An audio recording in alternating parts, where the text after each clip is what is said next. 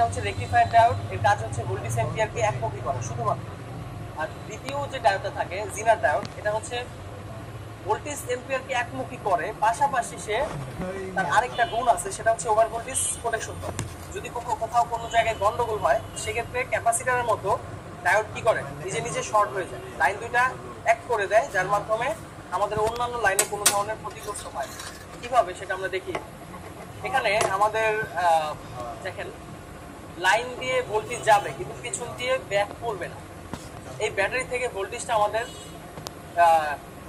এই ব্যাটারি থেকে ভোল্টেজটা, এই পজিটিভ ভোল্টেজটা এই পাশ থেকে চার্জিং পিনের এখানে আসতে পারবে না। কেন আসতে পারবে না? এই যে যে ডায়োডটা আছে, ডায়োডের যে নেগেটিভ প্রান্ত আছে, নেগেটিভ প্রান্ত চেনার উপায় হচ্ছে এখানে একটা দাগ থাকবে সাদা কালার, অথবা যে কোনো একটা কালো কালার সাদা কালার দাগ থাকবে। তো এই দাগের কারণে হচ্ছে এটা হচ্ছে নেগেটিভ লাইন। তো পজিটিভ যে ভোল্টেজটা, এটা নেগেটিভ দিয়ে প্রবেশ করতে পারবে না, এখানে গেট আটকানো, এখান দিয়ে যেতে পারবে না। বাট চার্জিং পিন থেকে যখন আমরা ফোনটা চার্জ দিব, এখানে যখন আমরা এখানে চার্জ দিব, চার্জিং পিন কানেকশন দিব, তখন এই পজিটিভ ভোল্টেজটা এই পাশ থেকে অপর পাশে যেতে পারবে।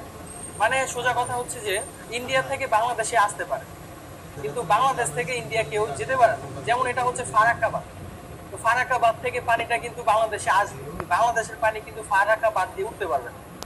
ঠিক তেমনই ডায়োডের কাজটা একই রকম, যে এখান থেকে লাইনটা যাবে বাট পিছন থেকে সে ব্যাক করতে পারবে। এখন দেখা যায় কি